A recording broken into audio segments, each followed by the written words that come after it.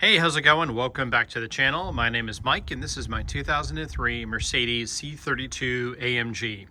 In this video, I'm going to show you how to paint the Mercedes surge tanks on these supercharged cars, these pieces right here.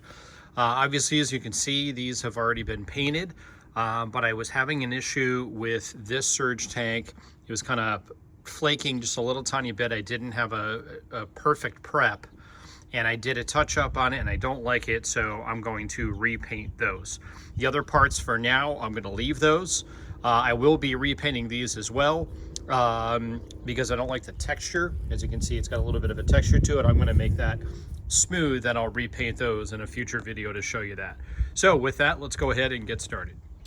All right, so to begin, we're going to remove the surge tanks. To do that, we'll start off removing these air intake hoses. To do that, just kind of pull back on them a little bit, lift up, and these will pop right out.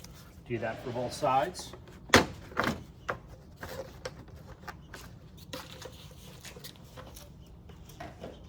Next, you want to remove the engine cover. This also pops on with clips, and just pull up gently on both sides, and that'll remove the engine cover. Next, you'll want to remove the air boxes, these two pieces right here. Mine are a little bit different, and what I did was I took the factory air boxes and I cut off the snout up here off of an E55, and I modified this piece on to give me more airflow because I'm using the E55 air intake tube here. So for mine, there is no release clip on the bottom, but on these cars there's a little clip on the top and on the bottom of this piece in the factory intake, and you want to click on those to release those. Mine basically just lift off, and I don't have the locking clamps here intentionally, and they just pull off. I never had any issues with leaking, but that allows me to get them off very quickly. Next, I'll do this side. Same thing. Lifting this off, and I'll just remove that. And I just realized too, my air breather, yeah, that's right, on this car, I forget because I've got an E55 as well, the air breather is connected on this piece on this car. All right, so that'll be the removal so far. All right, continuing on, you want to get the snout off of the actual throttle body on the back. So again, on mine, there are no clips, and I'll just remove that. And I can unplug that breather hose. Actually, it comes off there as well. Now you can get access to the hose clamps that are in the back side of the surge tank. I'll show you those in just a sec. Okay, so here's a better shot so far with the parts removed that we've pulled off. And if you notice down there, there are two hose clamps and a rubber kind of a tube, if you will, that's going to connect the actual supercharger to the surge tanks. What I would suggest is pull off the clamps that are connected, that are closest here, this one, to the surge tank, and then just leave the other one on. So you want to loosen this up, and then the surge tank, once you remove these screws, which we'll do in just a moment, will basically just pull right off. So let me get some tools and I'll show you how that goes. All right, so I'm going to start with the passenger side. The first thing I'm going to do is remove or loosen the hose clamp. It's a 7mm. If you want to use, I prefer to use a socket. And if you've watched any of my videos, I don't like using power tools most of the time. I prefer a hand tool that I've got more control over, and I don't have to worry about things getting stripped or whatever. All right, so I've got that good and loose. Now I'm going to grab a T30, which is what these are. I'm going to loosen these up. When you go to do it on these cars or any Mercedes, you want to be really gentle with these bolts. I think these bolts may be made of aluminum and they're a bit soft. So you want to be extra careful when you remove these. So at this point, I'll go ahead and get these loosened up, and I'll get this pulled off and show you what it looks like. All right, at this point, I've got my hose clamp loosened up, and I've got all of these bolts loosened up. These, I don't know if they're made of aluminum, but I know they're really soft, and I heard of people breaking these, and knock on wood, I've never broken them. I also have an E55, which has a similar kind of a setup. With these, you want to be careful because they are different lengths. So if you mix and match them, it's not a big deal, but I'll show you kind of how to tell. So to remove it at this point, what I like to do is just lift up here, lift it up, and you're just gonna kind of pull it off of that tube where the hose clamp is located.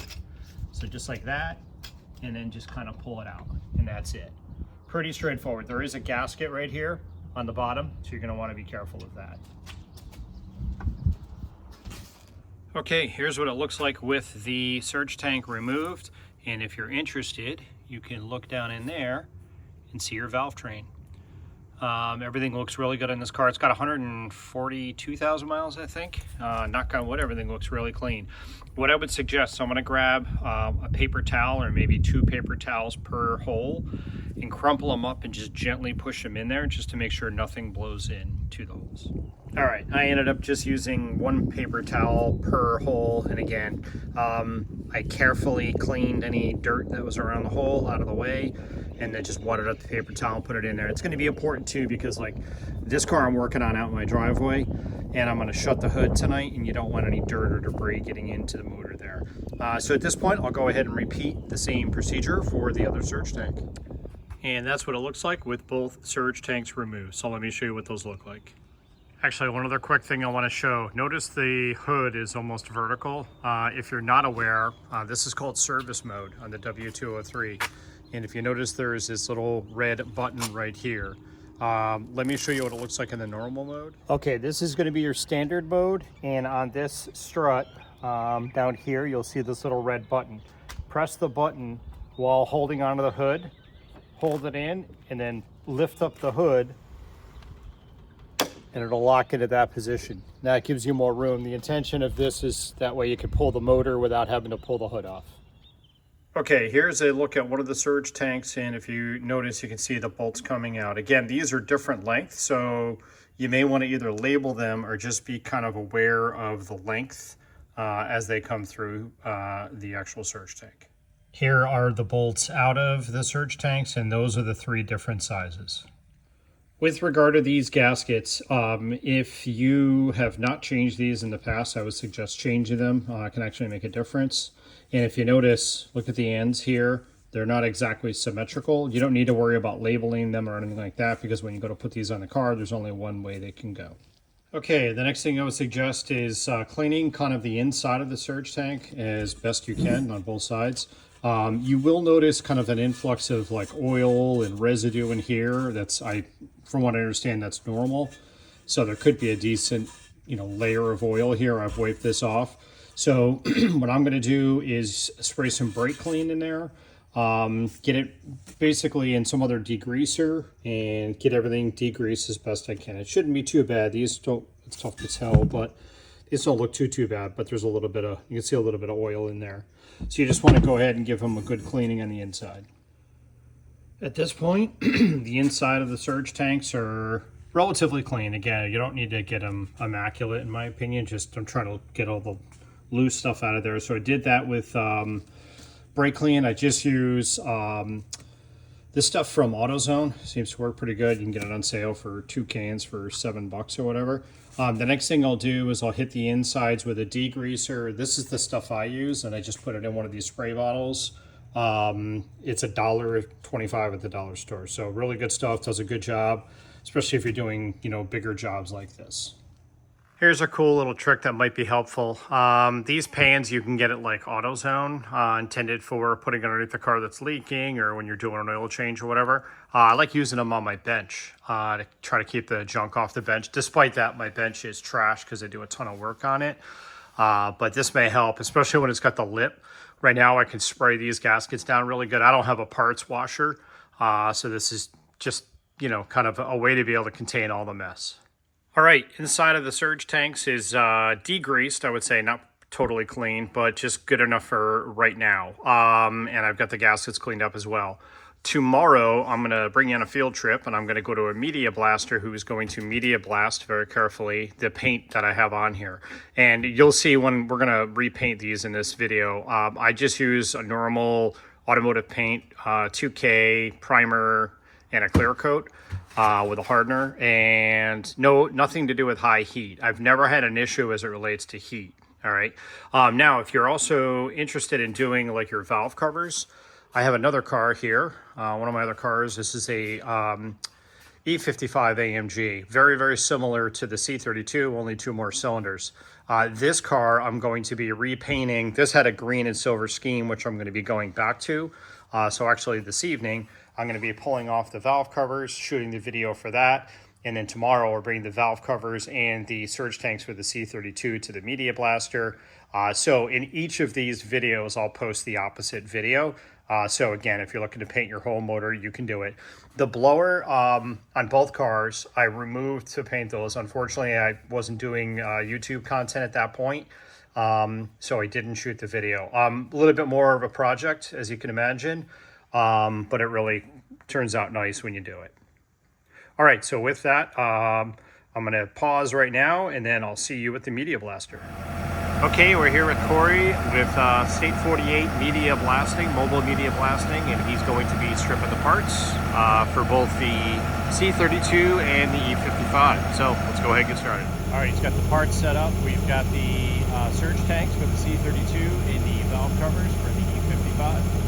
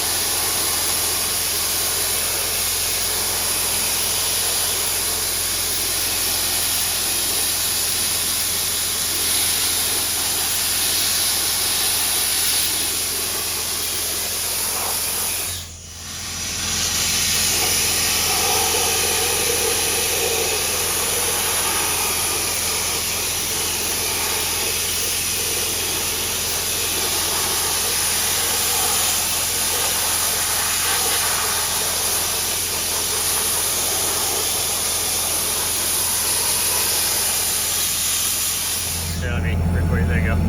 4070, that's a medium. This All is 1040, way too heavy. Okay. And they make a 7100, which is much finer than this. It's like powder. Got it. And that's the stuff we're using in that orange bucket? Yeah, it's 40, 70. And this gives us that anchor profile, correct? Yes. All right. We are good to go on this one. We'll do the other 3 pieces.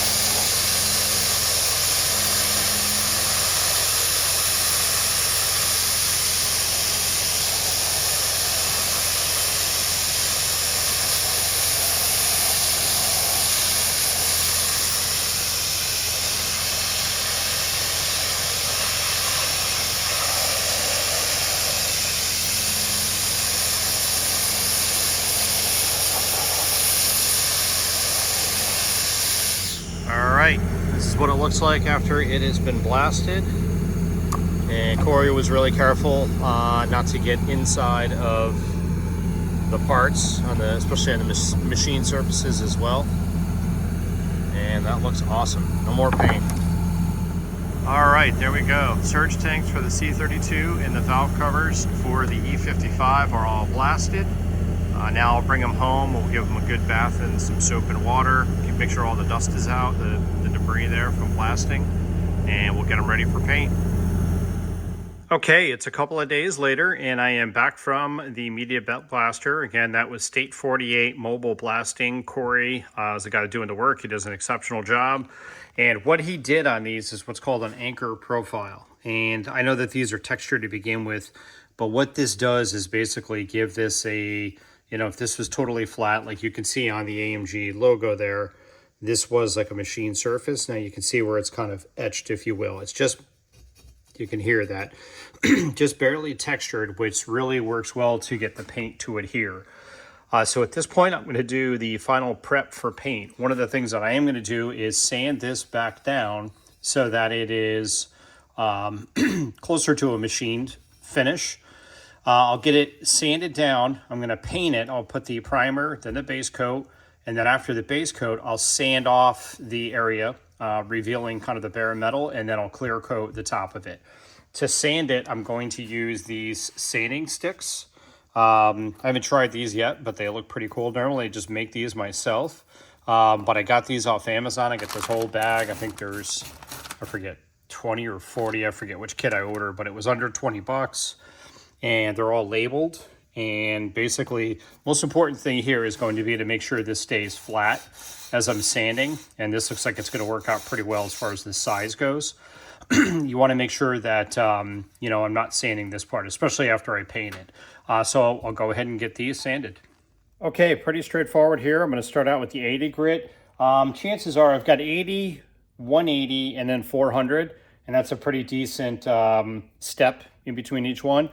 So again, I'm just going to make sure I hold it nice and flat and just sand these down. So I'll go ahead and do this all the way through, and I'll show you the results in just a minute.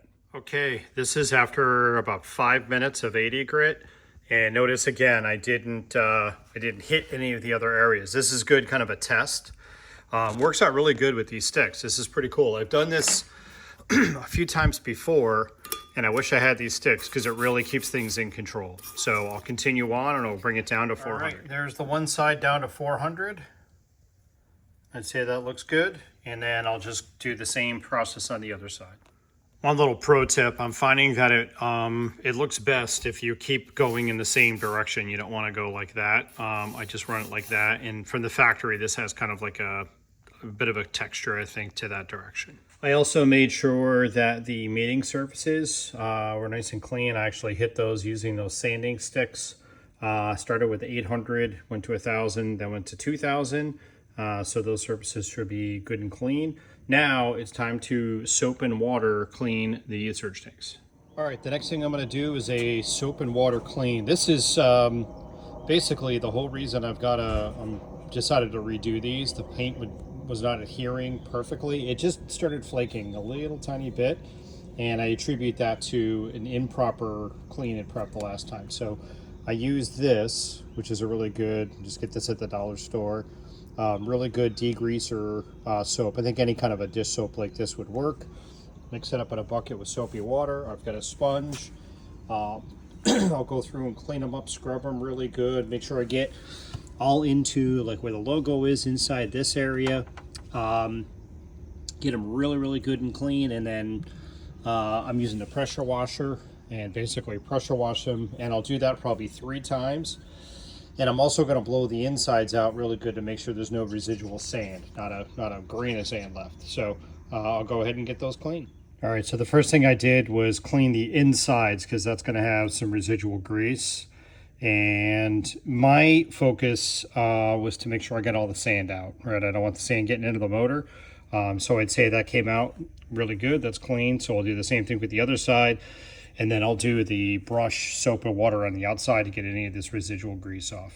All right, final clean is done and we are good to go. So at this point, the only thing I need to do before paint on these is to mask off this area here. And I'll probably put some tape on that surface just to make sure, even though the way they're gonna be sitting, you'll see when I lay them out to paint them. Very unlikely any paint's gonna get on there, but I wanna be safe.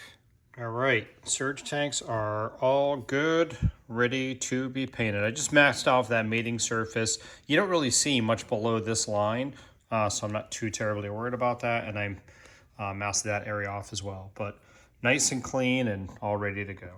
Okay, it is the next day. Weather is still not optimal for painting, but it looks like today is Monday. It looks like Wednesday should be a good day with warm temperatures, about 80 degrees and low wind. That's what I need because I'm dealing with my driveway.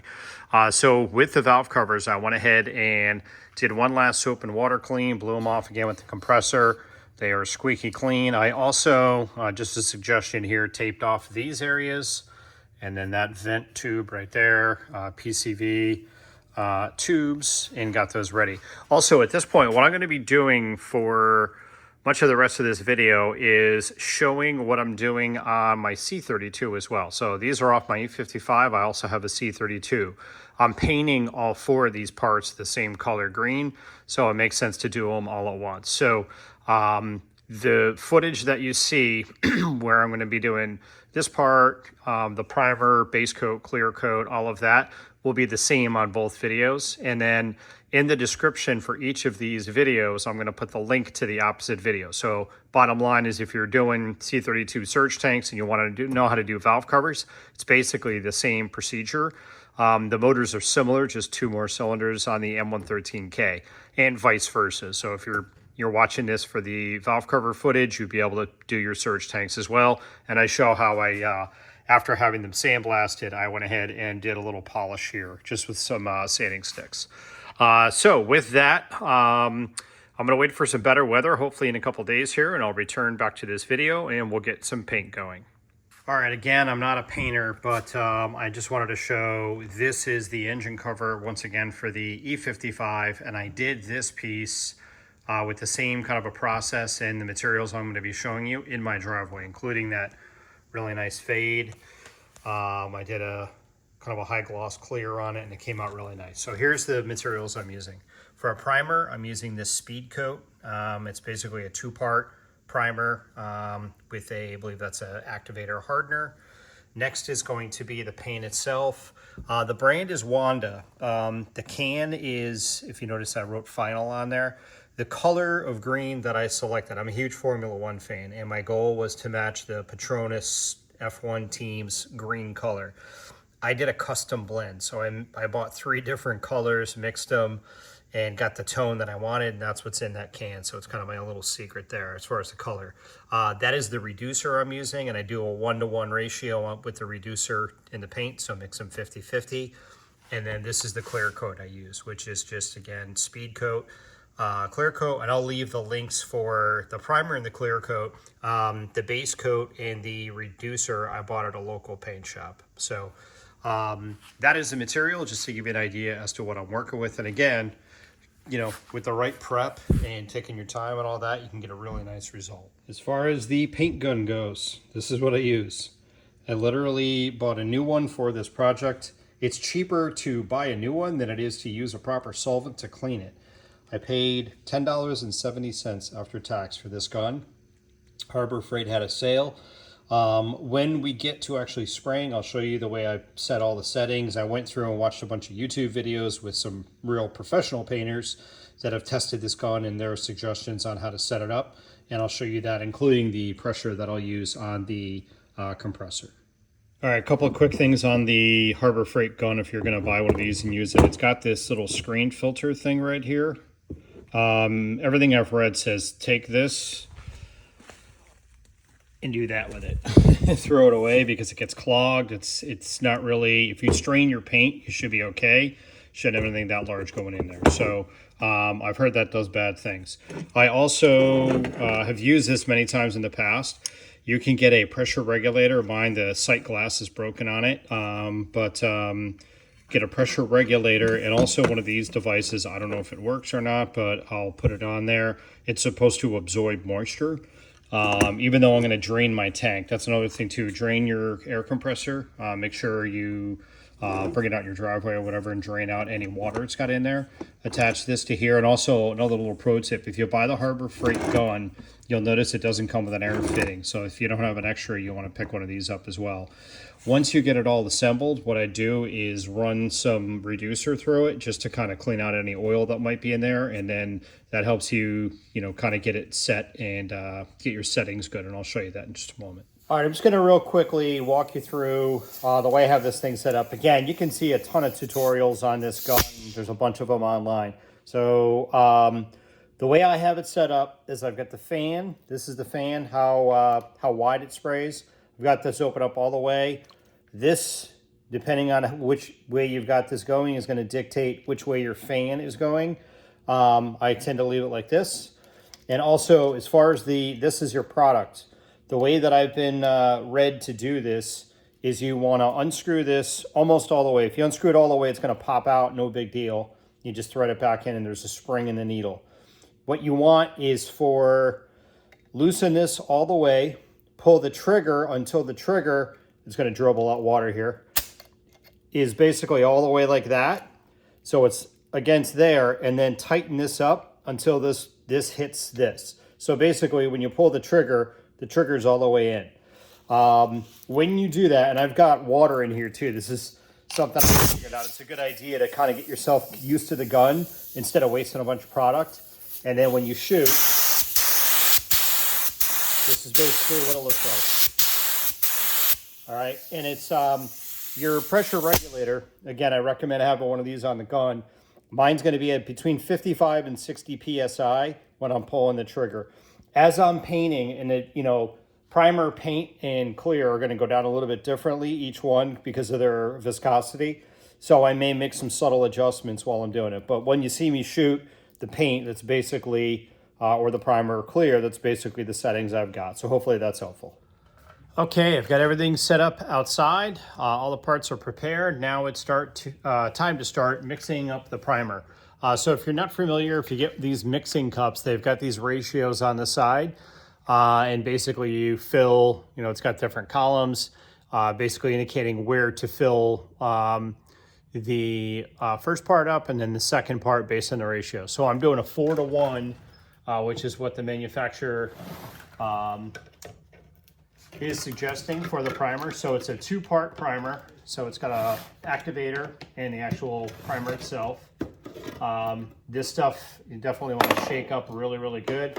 I don't use it often. I don't do a ton of painting, so I had it sitting for a while. So what I'm going to do is, obviously you want to have an idea as to how much paint you're going to want to use. I tend to probably do more than I need to start. So one little pro tip here, you want to be careful with the lines on here. If you slosh this around, it can make it difficult, or it comes down the side of the container. It's pretty tough to see those lines, and then you got to basically clean it off. So now at this point, I've got that in, and I'll go ahead and add my primer. The cap is a little bit stuck. Again, as you can tell, I don't use this terribly often.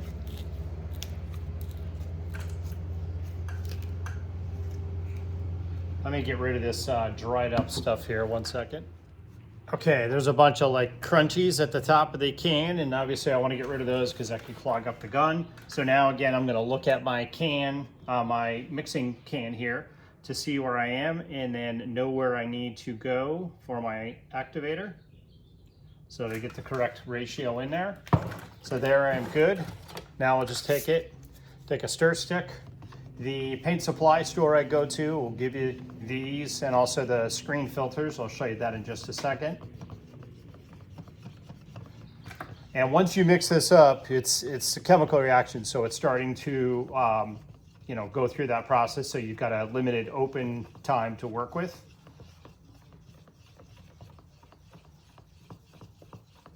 making sure that's good and mixed. All right, so now I'm gonna go ahead and pour that into the gun, and I'll show you how I do that. Nothing really crazy here. What I do is I put the gun in the vise carefully just to hold it. They also sell like little stands you can get. And then any filter or any paint supply place will give you these filters too, just a little screen filter. I put this in here, and now I'll go ahead and pour the primer in. I also, right after I dump the primer in, and obviously try to get as much as I can out of the mixing container, I tend to throw a little bit of reducer into the mixing cup so that it doesn't harden up. Just on the bottom, just maybe a 1/4 of an inch, and then I'll use that to clean up the mixing cup. So again, this is the reducer I'm using here. So I'll go ahead and do that. And now we're ready to bring the gun outside and shoot the primer. All right, for me, painting is kind of like flying. Leading up to it, I get all worked up and stressed out. And then when it happens, I'm like, well, that wasn't so bad. So here we go. I'm gonna walk you through putting the primer on. I'm gonna do a first kind of a light coat. I'll let it flash for about 10 minutes or so, and then I'll do a second coat and see if that's enough. Obviously, I'm wearing a mask, and I've got my compressor out here. I've got the garage door shut. I got the C32 is in the driveway 20 feet away from me, but I've got that covered as well. All right, let's go ahead and get going here.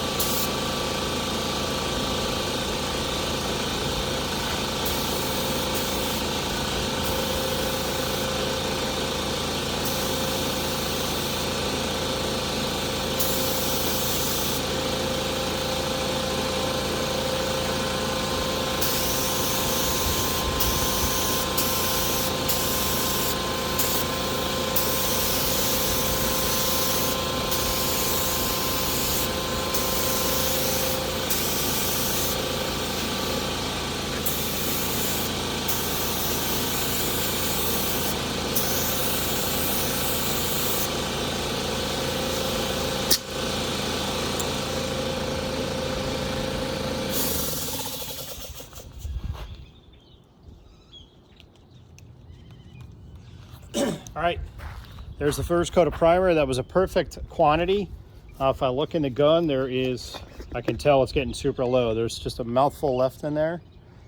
So I don't like to waste the product, but I also want to make sure I have enough. So now I'll let that flash again for 10 minutes or so. And then I'll go ahead and give it a second coat of primer. In terms of the conditions, right now it's about 78 degrees out, and there's a very light wind of about 4 miles an hour. So pretty good conditions to be painting outside. All right, let me let that flash up. All right, I did my second coat of primer, a little bit thicker than the first, and just kind of one nice even coverage coat. And as you can see, everything looks really nice. Valve covers. And it's been almost a half an hour. I went in and cleaned the gun out really good and got everything prepped to be able to do the base coat, which we'll talk about next. All right, one little helpful hint too, if you do not paint your base coat within about an hour or two of painting the primer, you may need to scuff the primer to kind of get it to rebond. I've read that, so any professional painters out there, if I'm wrong, please let me know in the comments. The next thing I'm going to do is do the base coat. And for that, again, I've mixed up my secret formula here to get the color I want. And by this point, you might be saying, dude, this is so much work. Why not just get them powder coated? You can get them powder coated, which I've done with wheels and things like that, but you have far fewer color options and you can't touch it up yourself, which I completely hate that notion of being kind of handcuffed to someone. So I've already mixed this up. I'm gonna go ahead and mix my base coat paint. I'm just using a Wanda. It's kind of an entry-level paint. And then I'm using, again, a slow reducer. If you look up and read, there's different speeds of reducer depending on the ambient temperature. This is gonna be a 1-to-1 ratio, and I'll go ahead and get that mixed up into the cup. And then same thing, I'll use my strainer, strain that into the gun, and then get it outside and ready to shoot the base coat. Okay, here we go.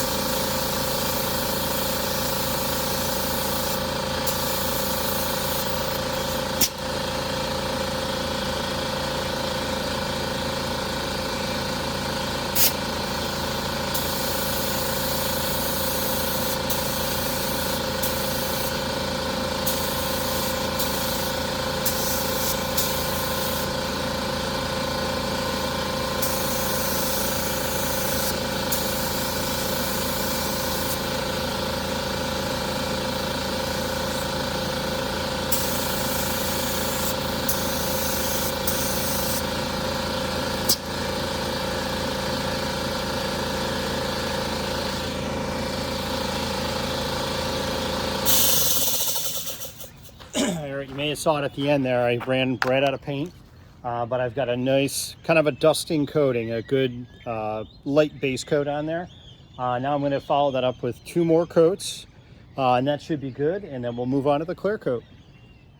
By the way, same thing here, depending on temperature, you want about 10 to 15 minutes before coats. You want it tacky and dry, kind of dry to the touch, but you want to be careful where you touch. And then when it's tacky, that's going to allow for the next coat to properly adhere. All right, one quick thing I want to show here. The holes inside the surge tanks where the bolts go down, it's tough for paint to get in there. It's kind of like a little valley. So I'm going to use an airbrush with some of the paint just to get in that area, just to make sure it's not shy of paint.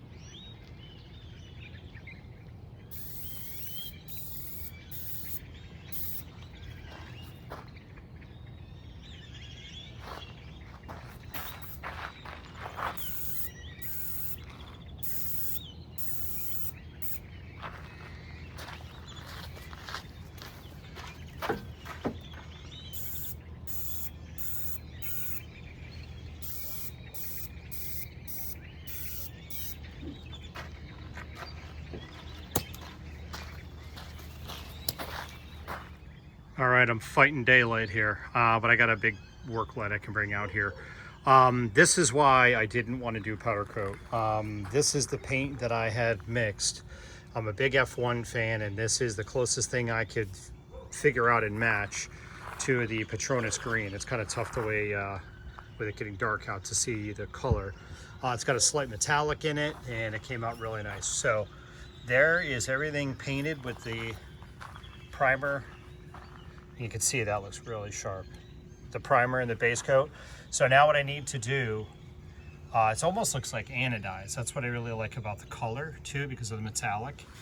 It's just really, really sharp. I'm gonna do, this is what the fade is done with on the engine cover, and I'm also gonna be doing the brakes in an upcoming video. So now, at this point, I gotta take the surge tanks in, and just like I showed earlier with the sanding sticks, I'm gonna sand off the paint off of the top of the AMG logo very carefully, and then bring them back out here and then clear everything, all four parts. So I'm gonna go ahead and bring the surge tanks in now. Okay, there's the surge tanks. It's a nice angle there. I sanded the tops of the AMG logo just the same exact way I did after I got it back from the Media Blaster. Doing that again, you want to be, if you're doing this, you want to be super careful because the paint is still a bit soft. It was only maybe an hour, 45 minutes or so to an hour after I painted, you know, the last base coat that I did that. So now I'm going to move on to the clear. One other thing too, I would definitely suggest having a lot of paper towels around when you do this, and some extra reducer that you can use to kind of clean up. So, all right, let's move on to clear. Okay, here's me right now. So the primer was a 4-to-1 ratio. That's the same thing the clear coat's going to be, and it's basically going to be so the same mixture and a similar process to what you've seen me spray these other parts. So I'm gonna go ahead and do that, and then I'll return to the video when I've got everything inside and it's all cleared. One quick thing on the clear coat, I always use a brand new cup every time I do clear, just to make sure there's no residuals, because this is the final coat. All right, clear coat was successful. Keep in mind, I'm not a painter, and I did this in my driveway with a $10 spray gun. So not perfect, but I would say really, really good. You know, much better than you're gonna get out of a rattle can. It didn't cost me a ton of money, and I was able to custom blend my own color. Here's the surge tanks with the AMG sanded off, and again I cleared right over that, so it's, you know, it's really, looks really good. So at this point, the next thing I'm going to do, I am a freak, and I'm going to paint all the screws that go in, the heads of all the screws. So I'll do that next, and then that'll be it for tonight, and then I'll let everything dry up, and then tomorrow night start reassembly. All right, here are all the screws kind of before. I've painted these before, but they, especially when you put them on and stuff, they get chipped up. After I install everything, I'll put a little bit of paint on the brush as well, and just touch up whatever gets scratched. I'm just using this paint. It's just a VHT engine enamel. The fact that it's high heat has nothing to do with anything. The paint I just did, the green, was not high heat. This is just a aluminum looking paint. So that's the before, and there is the after. Look like new. Took under 10 minutes. All right, on to the next step. Okay, it is the next night, and as you can see, it is definitely night. I am now installing the surge tanks on the C32. Notice I've taken out the paper towels that were protecting that area. Also what I did is I put a little tiny dab of grease where the bolts go on the surge tanks themselves. That way when I torque them down, it doesn't, the bolts don't kind of rip the paint up. And also those get tightened to 20 Newton meters on those bolts, and you want to do kind of a crisscross pattern. And let's see, that should be it. All right, so I'm going to go ahead and, oh, don't forget the gaskets. That's the other thing I was going to tell you. Either buy new gaskets, or if yours are rough, if not, just put the factory ones back in. So let me go ahead and get these installed. All right, surge tanks mounted back in place. Again, 20 Newton meters on the torque, kind of a crisscross pattern. They feel like they're going to break, but just be really gentle. And don't forget the 2 clamps in the back. Those are 7 mil again. Okay, this final outro will serve as kind of the end to both of these videos. So this will be the same end on both videos. Again, on the C32 video, I showed a complete step-by-step of going through and repainting the surge tanks, removal, cleaning, prepping, and painting. And the same thing on the E55. This one I did the valve covers. Notice a difference too in the final finish. You can see in the E55 I went for more of a high gloss, if you notice that. Very, very shiny there. And then I did more of a textured finish on the C32, but again, the same theme. So very happy with the results. Everything came out really good. Be sure to watch the channel for additional videos on both of these cars. A bunch more coming, and then most importantly, Car Misa, which is underneath the cover, the world famous car audio system. There's a bunch more content coming on that car as well. So please like, subscribe, tell your friends, and I will see you in the next video. Thank you very much. Take care.